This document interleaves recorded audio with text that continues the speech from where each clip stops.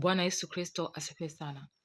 Biblia inatupa mwongozo madhara yanayotokea pale wale waliowekwa kutuvusha sehemu fulani. Nazungumzia wengine tunawaita viongozi, kwamba watuvushe kutoka sehemu moja kwenda sehemu nyingine, hasa katika mambo ya utakatifu. Kama hawako sawasawa, kama ni watu wasiokuwa na imani, kama hao watu hawamjui Mungu wanaomtumikia, kutakuwa kuna shida.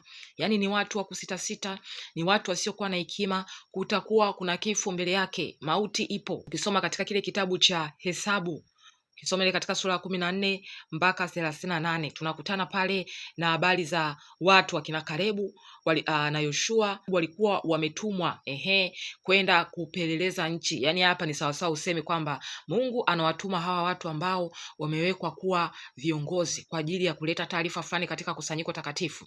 Inaweza ikawa Mungu anawatuma, nendeni mkaangalie sehemu ya kupeleka injili. Haleluya. Ili sasa tuende kama kanisa tukapeleke injili, tukaokoe roho za watu. Kumbuka injili ni vita. Haleluya. Wanatuma wa viongozi ili ije taarifa kwamba tunaendaje sasa ili tuweze kuokoa zile roho za watu, kwa sababu unakuta haya maeneo wameweka pale ngome zao, wameweka pale madhabahu zao. Kwa hiyo Mungu atawatuma, nendeni hapa mkapeleke injili, iwe kama ndio mlango ili wengine sasa waje kueneza injili sawa sawa. Haleluya. Inaweza ikawa sio injili au ni chochote kile cha kumtukuza Bwana Yesu Kristo. Sasa wametumwa hawa kuleta taarifa, wamepewa maagizo. Lakini sasa tunaona kulikuwa kuna makundi mawili. Kuna hawa wengine ambao walileta taarifa mbaya. Kwa sababu nini? Walikuwa hawana imani, hawana hekima, hawakumjua Mungu wanaomtumikia kwamba ni Mungu ambaye anaweza vyote, hakuna linalomshinda.